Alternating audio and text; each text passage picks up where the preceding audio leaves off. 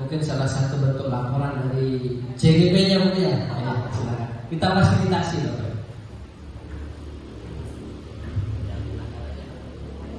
Baik, terima kasih Bapak Ibu. Waktunya kita tambah lagi ya untuk saya menyampaikan sosialisasi tentang budaya positif. Sebelumnya perkenalkan dulu. Nama saya Nita Septiana, CGP Angkatan 11. Kabupaten Lombok Utara, SMAN 1 Gangga. Masih semangat ya Bapak Ibu? Masih semangat ya, karena tadi kita sudah lama sekali mendengarkan. Ya hari ini juga lagi ditambah mendengarkan lagi sosialisasi dari saya tentang menyebarkan pemahaman dan penerapan pengalaman budaya positif. Jadi di sini nanti akan kita bahas tentang bagaimana sih kita sebagai guru menyebarkan budaya positif di sekolah itu seperti apa, ya. Oke, selanjutnya di sini ada konsep inti dari budaya positif yang akan saya bahas di sini. Yang pertama, di sini ada perubahan paradigma belajar.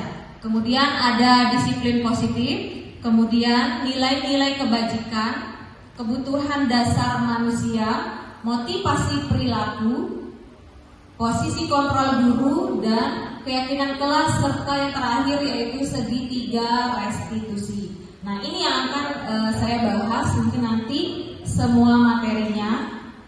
Baik, perubahan paradigma belajar. Di sini kita mengacu kepada profil pelajar Pancasila.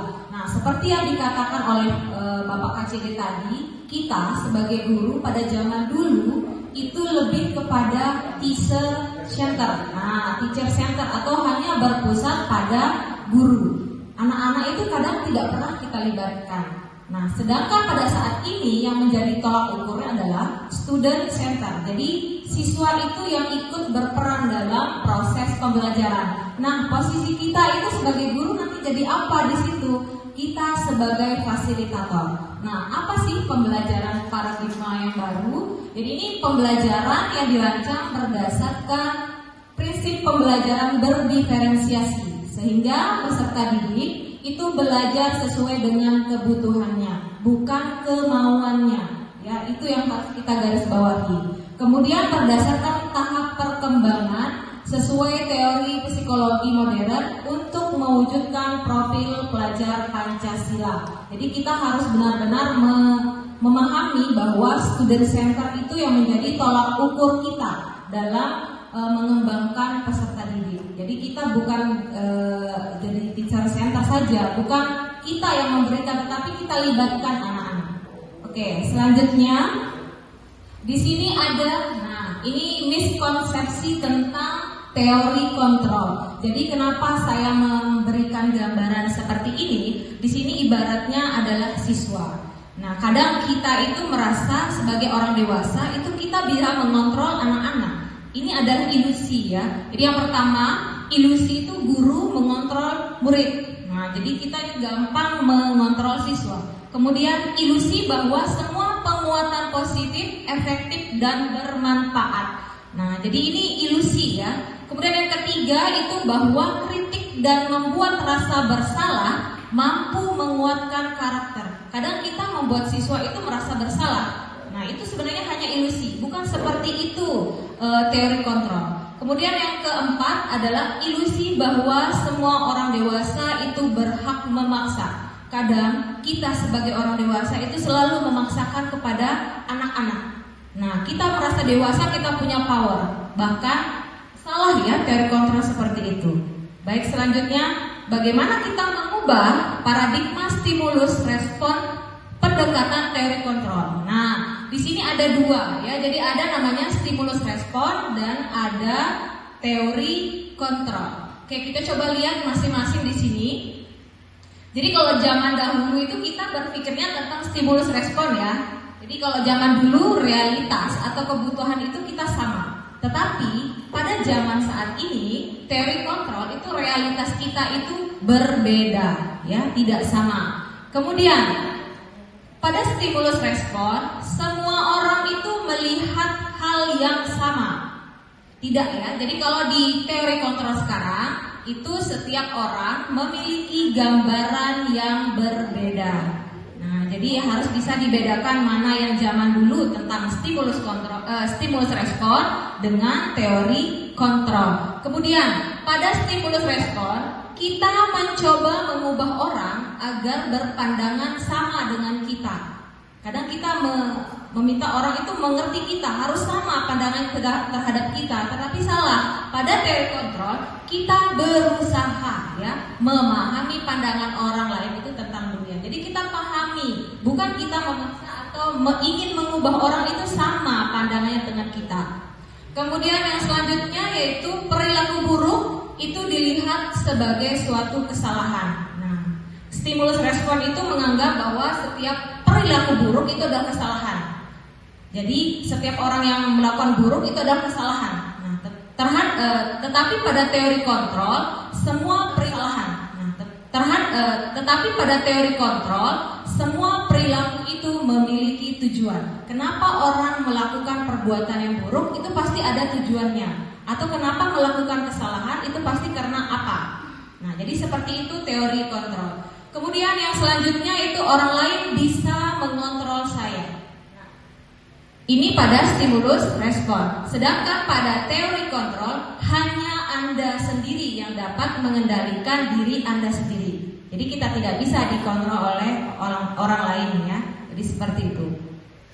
Kemudian selanjutnya saya bisa mengontrol orang lain. Nah, jadi stimulus respon kita pada zaman dulu itu kita bisa mengontrol orang lain. Pada saat ini teori kontrol itu Anda tidak bisa mengontrol orang lain. Kita tidak bisa mengontrol orang lain ya. Oke, selanjutnya pemaksaan pada saat bujukan itu gagal. Nah, biasanya kalau kita membujuk orang, kalau sudah gagal membujuk itu pasti kita paksa.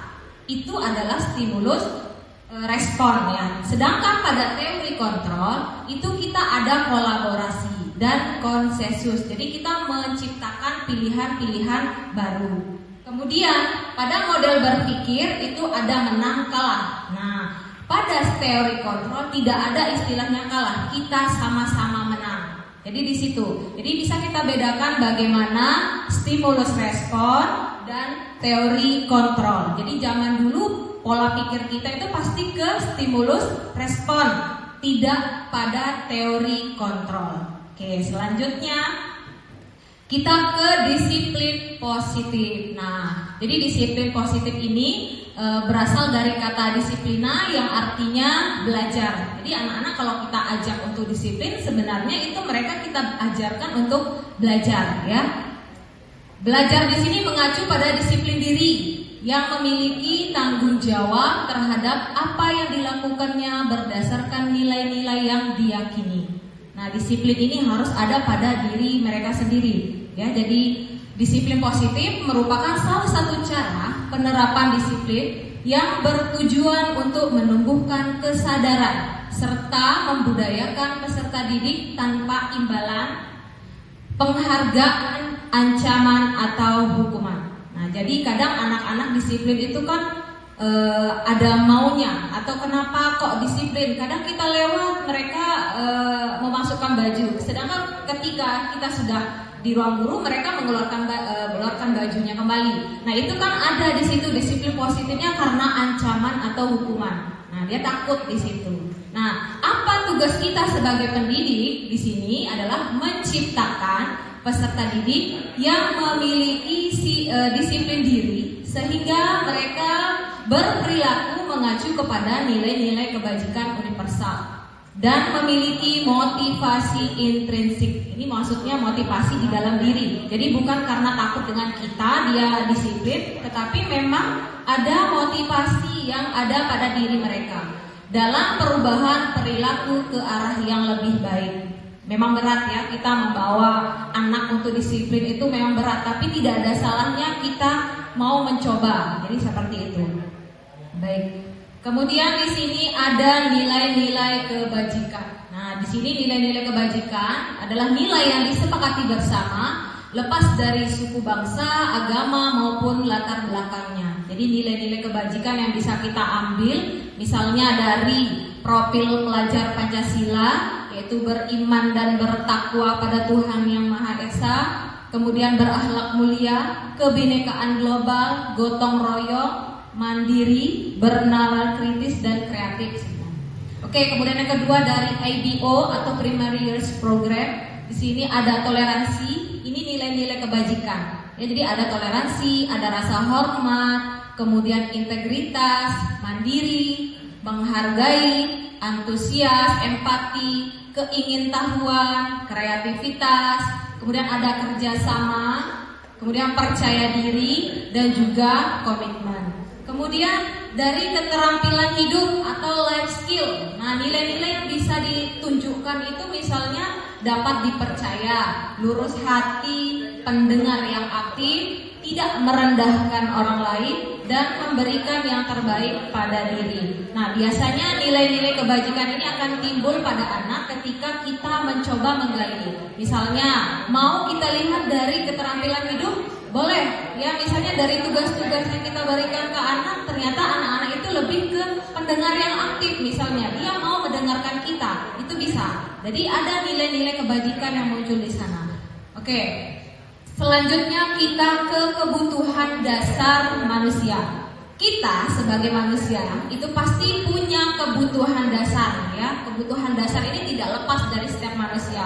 Jadi setiap manusia ada kebutuhan dasarnya. Apa itu kebutuhan dasar? Jadi ini adalah segala sesuatu yang kita lakukan untuk mendapatkan apa yang kita inginkan. Contoh misalnya kalau kita lapar otomatis kita makan. Nah, itu maksudnya memenuhi apa yang kita inginkan. Seluruh tindakan manusia itu memiliki tujuan tertentu dan semua usaha terbaik yang kita lakukan adalah dalam rangka agar kebutuhan dasar kita itu terpenuhi dengan baik. Ya, kebutuhan dasar kita itu terpenuhi dengan baik. Ya, kebutuhan dasar kita itu harus kita penuhi. Jadi kalau tidak terpenuhi, maka dari itu dia mencari kebutuhan yang lain. Nah, di sini ada beberapa kebutuhan dasar yang bisa saya jelaskan. Ada 5 kebutuhan dasar. Oke, selanjutnya ada 5 kebutuhan dasar manusia. Jadi yang pertama di sini ada bertahan hidup. Kemudian yang kedua, kasih sayang dan rasa diterima. Kemudian penguasaan, kebebasan, dan juga kesenangan. Kebutuhan dasar ini ada pada setiap manusia. Jadi yang pertama dulu kita ke bertahan hidup. Kita sebagai manusia pasti kebutuhannya adalah bertahan hidup ya. Jadi bertahan hidup itu meliputi makanan, pakaian, tempat tinggal, keamanan, kemudian ada kesehatan. Di mana kebutuhan dasar ini bisa kita penuhi sendiri atau bisa kita dapatkan dari orang lain. Nah, ini adalah kebutuhan yang pertama. Kemudian kebutuhan yang kedua adalah kasih sayang dan rasa diterima. Nah, kita sebagai manusia itu butuh kasih sayang ya, butuh diterima. Nah, misalnya indikatornya seperti apa? Rasa kita diterima, kemudian dipedulikan, berbagi, kerjasama, menjadi bagian dalam kelompok. Misalnya kalau rasa diterima, kita dengan siswa itu kita mau menerima siswa apa adanya. Jadi siswa itu ibarat mereka itu selalu saya ajarkan di kelas. Misalnya kalian sekolah itu ya kalian harus menjadi gelas yang kosong. Jangan penuh dulu. Kalau penuh ya bagaimana kita memberikan perhatian seperti itu. Nah, jadi seperti itu. Kemudian ada dipedulikan. Nah, oke.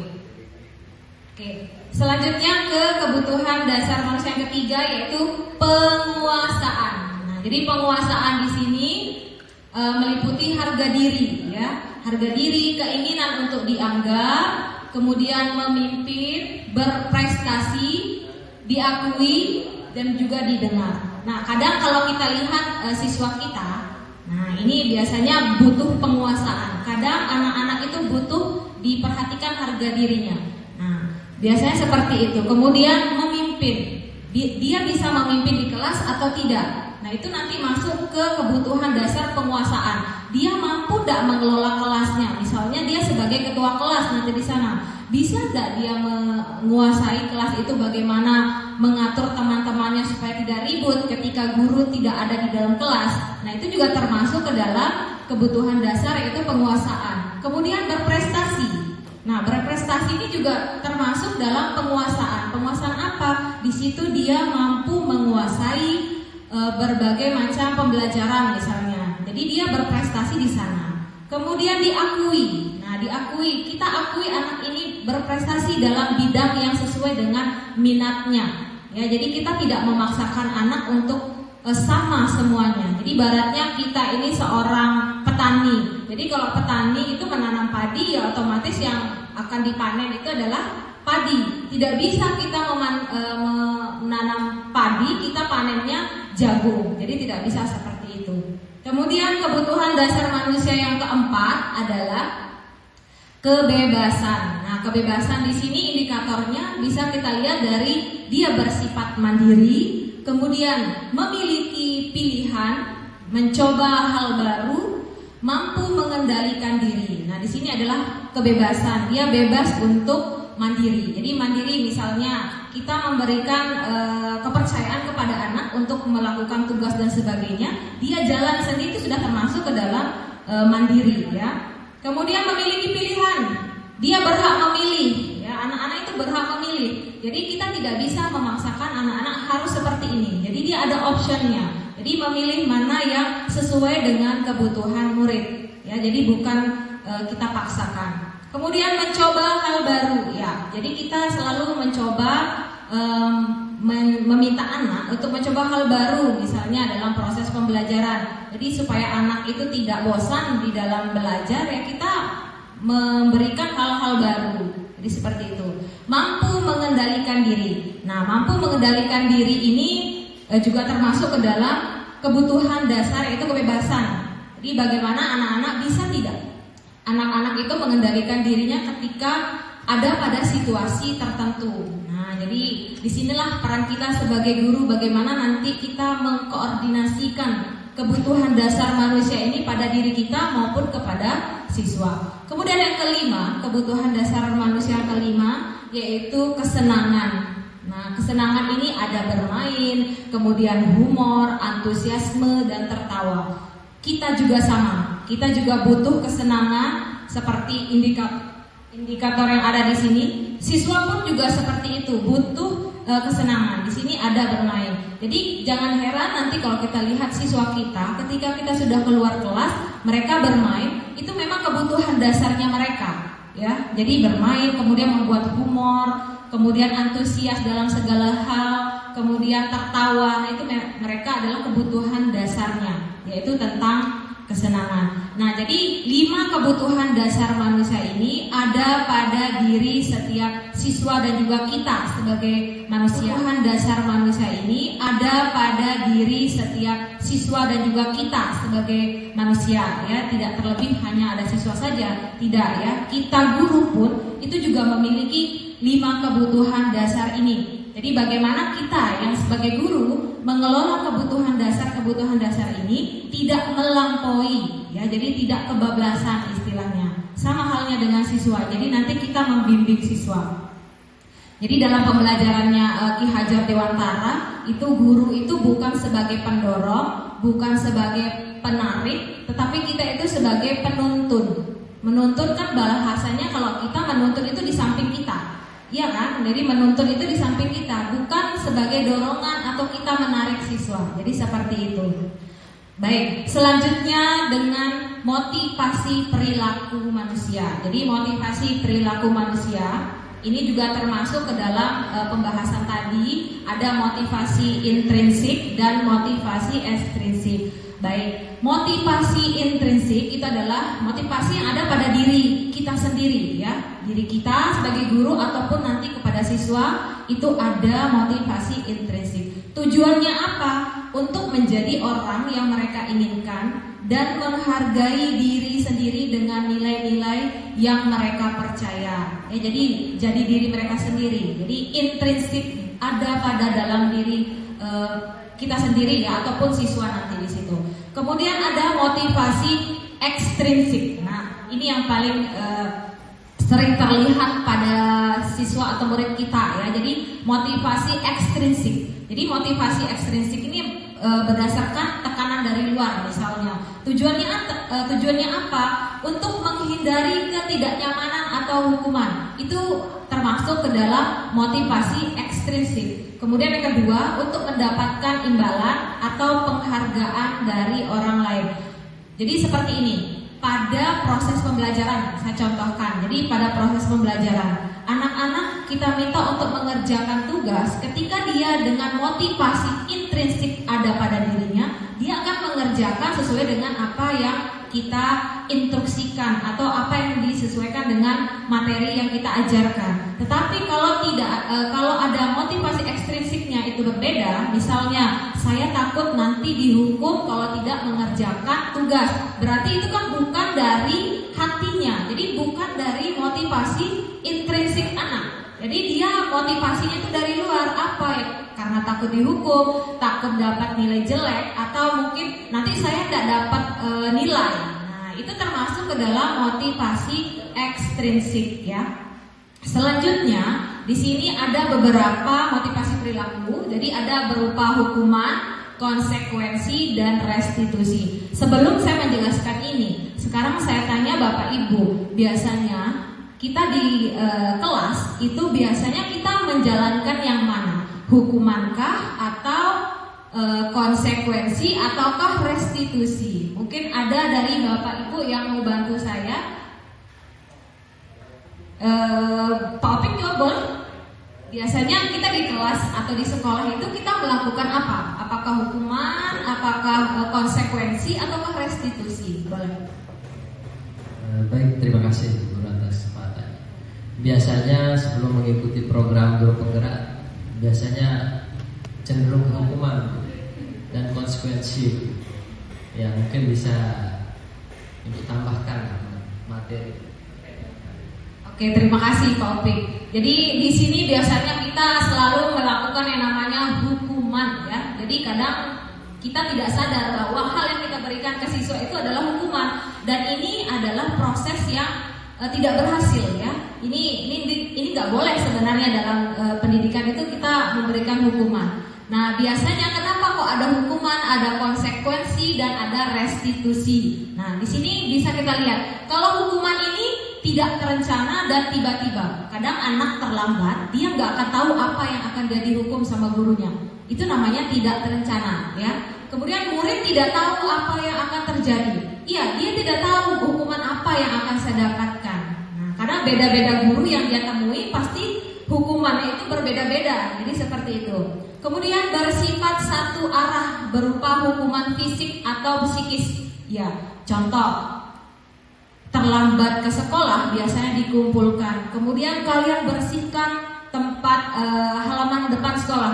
Itu tidak boleh Bapak Ibu ya. Jadi itu adalah hukuman. Jadi tidak boleh kita menghukum siswa seperti itu karena tidak sesuai dengan aturan. Terlambat sekolah itu tidak sejalan dengan membersihkan WC, itu nggak masuk ya.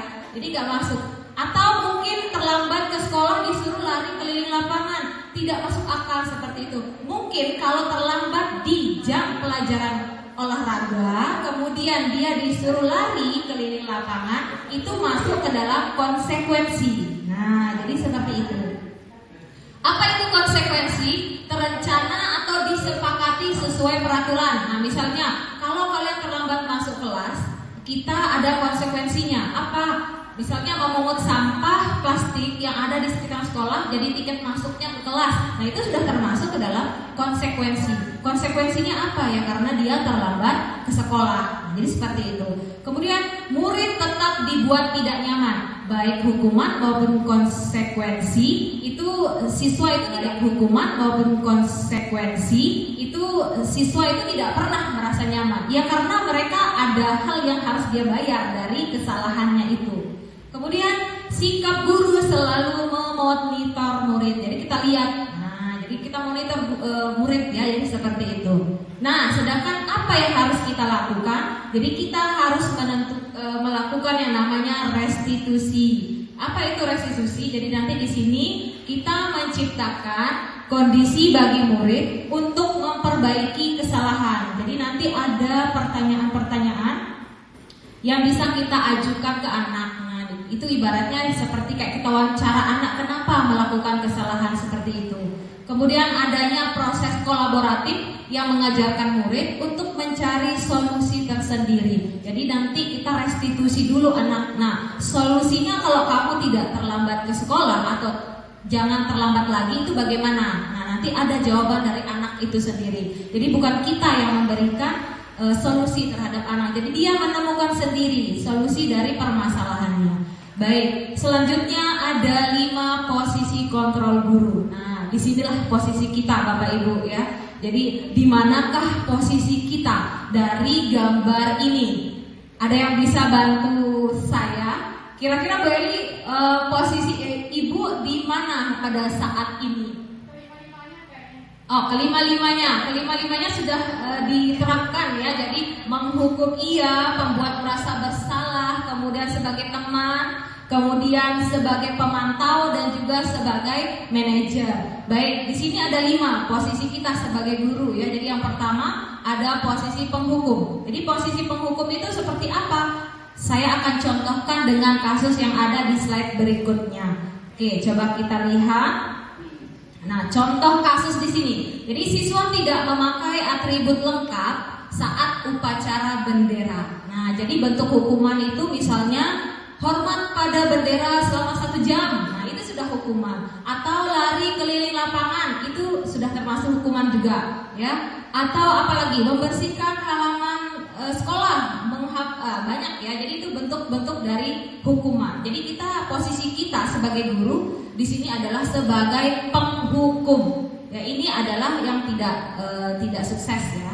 Kemudian misalnya di sini kita memposisikan diri sebagai pembuat merasa bersalah. Jadi kita ada kalimat-kalimat yang membuat anak itu akhirnya merasa bersalah dengan kejadian atau hal yang dia lakukan. Misalnya begini, berapa kali ibu harus memberitahu kamu? Nah, jadi seperti itu. Atau kamu selalu saja mengecewakan ibu. Nah, itu bentuk dari pembuat merasa bersalah. Jadi anak itu akan merasa bersalah. Jadi kita memelas dan sebagainya dengan kata-kata yang membuat dia merasa bersalah. Jadi psikisnya itu jatuh di situ. Kemudian kasus yang kedua, nah sama masih kasusnya ya. Jadi ini kita memposisikan diri kita sebagai teman misalnya. Jadi ada bahasa-bahasa yang dilontarkan oleh guru. Ayo dong, ikuti aturan sekolah. Nah ini kadang kita memposisikan diri kita sebagai teman. Atau tolong bantu ibu ya saat ini, atau misalnya sekali aja. Nah itu tuh kita memposisikan diri sebagai teman. Misalnya, atau ya sudah, tidak apa-apa, lain kali jangan sampai berbuat hal seperti itu lagi ya, misalnya. Jadi itu kita memposisikan diri kita sebagai teman. Jadi ini juga tidak sukses ya. Jadi kita sebagai posisi kontrol guru, jadi itu tidak sukses. Kemudian, nah di sini ada kita menempatkan diri sebagai pemantau. Nah, pemantau ini misalnya yang mana? Ada kalimat-kalimat seperti ini. Kamu sudah melanggar peraturan sekolah. Kamu tahu kan konsekuensinya? Nah, ada nada pertanyaan di situ, ya. Kamu tahu kan konsekuensinya? Jadi seperti itu. Setelah upacara nanti, beli atribut ke koperasi sekolah dan jangan diulangi lagi ya. Itu juga termasuk kita sebagai pemantau. Jadi di situ. Jadi nanti kita bisa mempraktikkan di kelas ya Bapak Ibu. Selanjutnya kita akan ini seharusnya guru itu harus sudah pada posisi manajer ya. Jadi manajer ini sudah bisa mengelola antara membedakan mana hukuman, kemudian membuat merasa bersalah, kemudian kita memposisikan sebagai teman dan juga sebagai pemantau. Nah, di sini manajer akan lebih banyak mencari ya, menggali kenapa siswa itu bisa tidak menggunakan atribut. Nah, jadi ada pertanyaan pemantik di situ. Guru biasanya akan bertanya seperti ini. Apakah kamu tahu kesalahanmu? Jadi anak jadi menjelaskan, tahu bu, misalnya apa gitu. Kemudian kira-kira bagaimana kamu memperbaiki kesalahanmu? Nah jadi kita menanyakan anak itu kira-kira solusinya seperti apa. Jadi anak yang memberikan solusi atas permasalahannya tadi. Apakah dia nanti mencari solusinya seperti apa, itu ada pada diri anak tersebut. Jadi itulah 5 posisi kontrol yang harus ada pada guru ya. Jadi ada penghukum, itu yang tidak sukses, kemudian yang pembuat merasa bersalah, kemudian ada sebagai teman, pemantau, dan juga yang terakhir sebagai manajer. Jadi seperti itu. Oke, selanjutnya sekarang kira-kira kita ini di posisi apa? Nah, saya tanya Bapak Ibu dari pernyataan di sini. Posisi kontrol apakah aku? Nah, saya kecewa sekali dengan kamu. Ini dia membuat apa? Hukuman, merasa bersalah. Oke, dari ini ya, saya kecewa sekali. Jadi itu kita membuat anak itu merasa bersalah. Oke, pertanyaan yang kedua coba. Kamu tidak pernah benar melakukannya. Kira-kira kita memposisikan diri kita itu sebagai apa di sini? Pemantau. Pemantau, kamu tidak pernah benar melakukannya. Kita memantau ya. Oke. Selanjutnya, apa rencanamu untuk menyelesaikan masalah ini? Oke, baik, manajer ya. Sudah bisa ya Bapak Ibu ya. Oke, selanjutnya. Ayolah, lakukan demi ibu ya. Kira-kira kita memposisikan apa? Teman ya. Oke, baik. Nah, di sini lagi. Kamu tidak pernah mendapatkan nilai jika tidak mengerjakan tugas. Apakah ini hukuman ataukah nanti dianggap pemantau? Nah, coba. Kamu tidak pernah mendapatkan nilai jika tidak mengerjakan tugas. Pemantau. Sama halnya seperti misalnya kita gini, tugas siswa, kamu tidak pernah mengerjakan tugas, kamu nanti gak naik kelas loh.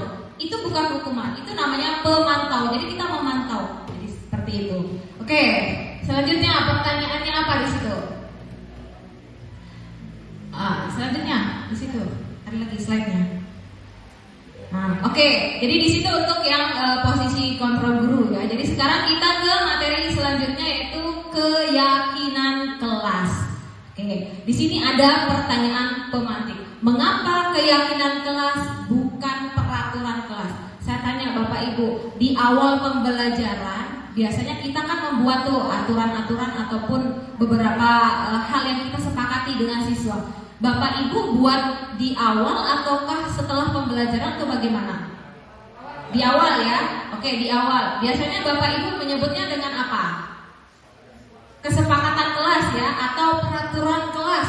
Nah, kenapa tidak keyakinan kelas? Nah, jadi ada di sini beberapa perkembangan ya. Kenapa harus menggunakan keyakinan kelas, tidak menggunakan peraturan atau kesepakatan kelas? Jadi keyakinan kelas ini mencakup peraturan dan juga kesepakatan. Dan biasanya keyakinan kelas itu menggunakan kalimat-kalimat yang positif. Nah, jadi seperti apa? Kita lihat di slide berikutnya. Jadi pembentukan keyakinan kelas itu bersifat abstrak ya.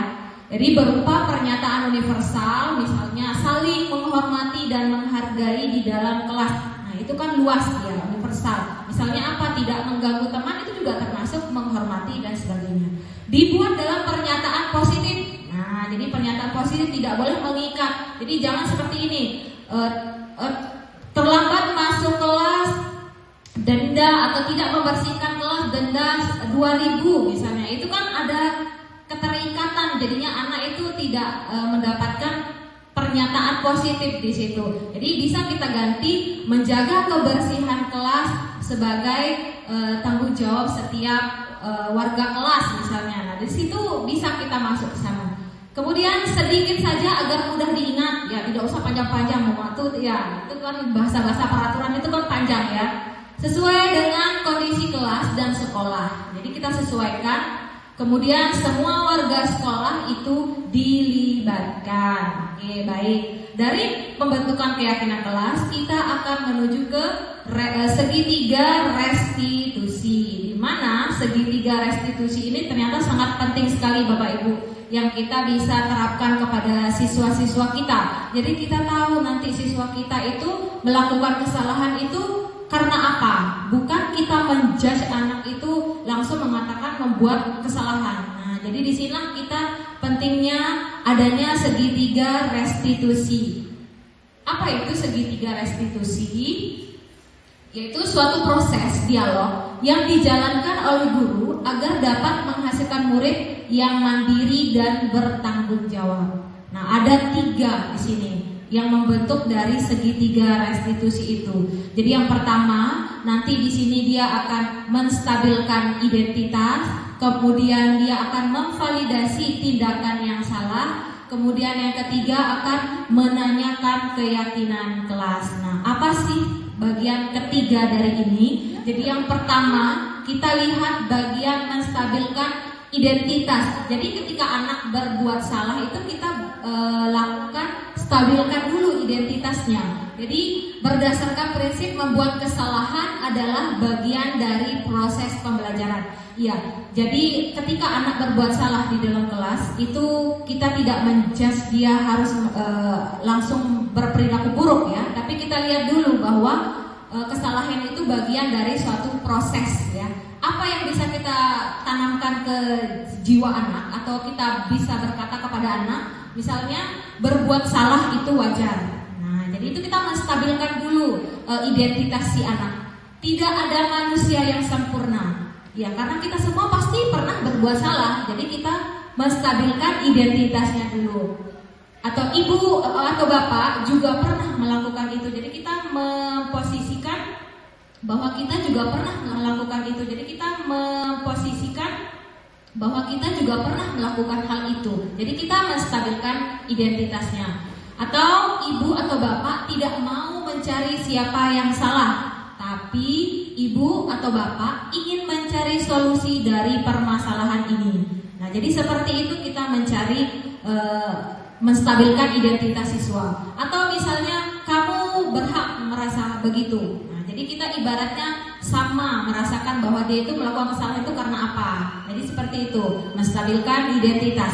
Kemudian yang kedua yaitu validasi tindakan yang salah. Setelah kita melakukan tindakannya yang tadi menstabilkan identitas, jadi kita ke validasi tindakannya yang salah. Jadi berdasarkan prinsip setiap perilaku berupaya memenuhi suatu kebutuhan tertentu. Nah, kenapa anak itu melakukan perbuatan itu? Pasti ada tujuannya. Karena dia tidak dipenuhi kebutuhan-kebutuhan tadi. Kan ada 5 kebutuhan dasar. Nah, contoh misalnya di dalam kelas, anak itu sering mengganggu temannya yang belajar. Dia melihat temannya itu punya alat tulis yang banyak.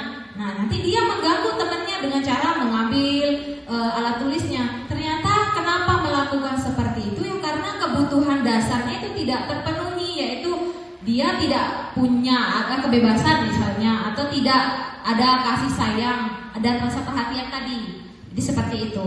Nah, indikator yang kita bisa katakan itu misalnya kamu pasti punya alasan kenapa melakukan hal itu, atau padahal kamu bisa melakukan yang lebih buruk dari ini. Nah, jadi kita validasi tindakan yang salah tadi.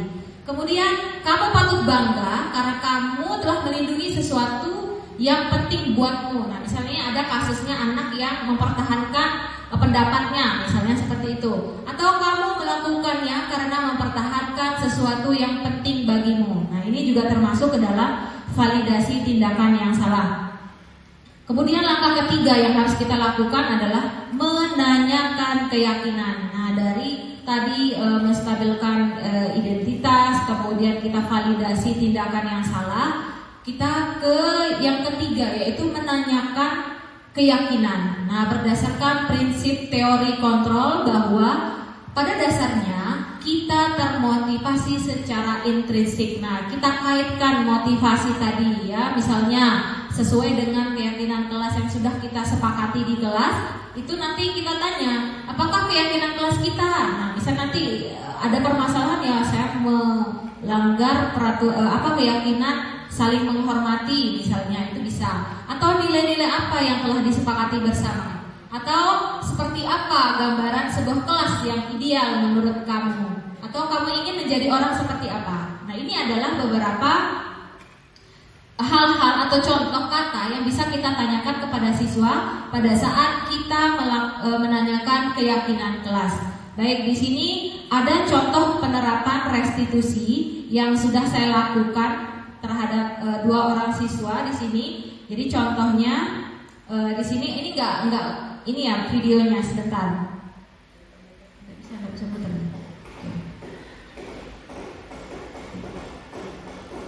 Kita buka di Canva aja ya. Bukan.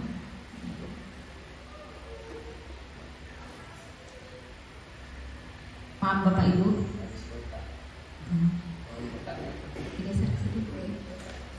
Ini kelas 12, jadi boleh Bapak Ibu tonton sebentar ya.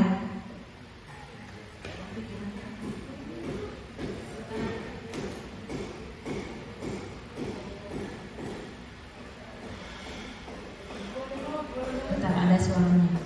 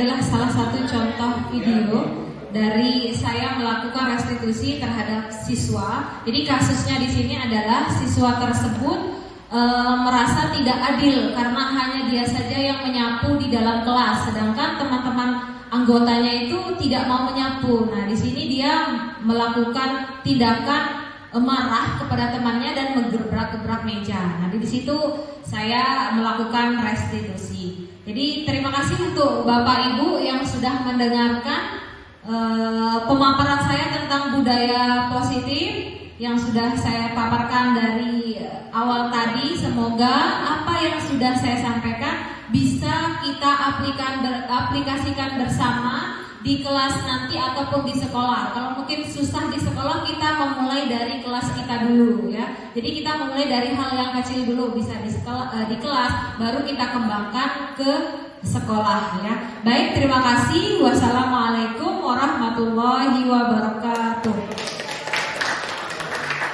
Makasih Bapak Ibu.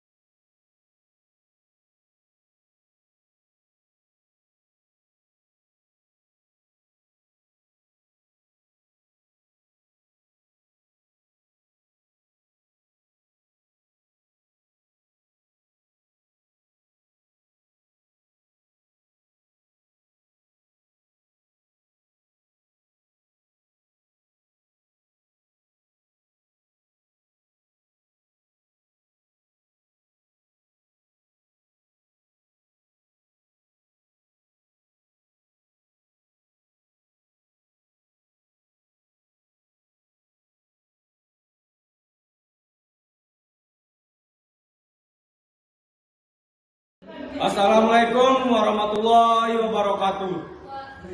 Perkenalkan, nama saya Lodi Ramaditya Akbar, kelas MIPA 2. Assalamualaikum warahmatullahi wabarakatuh. Perkenalkan, nama saya Ana Fitria. Saya dari kelas IPA 2. Assalamualaikum warahmatullahi wabarakatuh. Perkenalkan, nama saya Maheswari Dewi Ayu Purnasa Smita, kelas 11 MIPA 2. Assalamualaikum warahmatullahi wabarakatuh. Perkenalkan, nama saya Laura Julianti dari kelas 11 MIPA 2.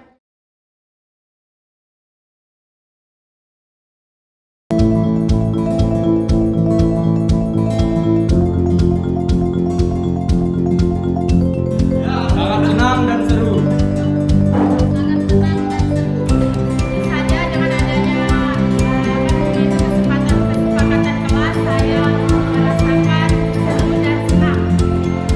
Saat saya pada saat pembuatan jaringan kelas yaitu sangat senang dan seru.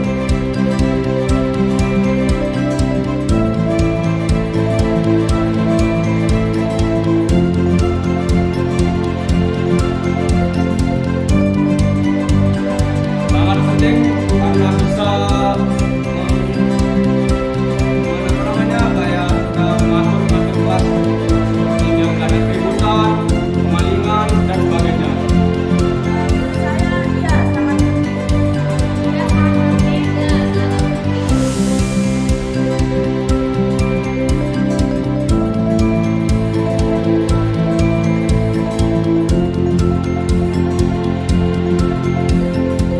Demi kenyamanan bersama dan demi nama kelas yang baik.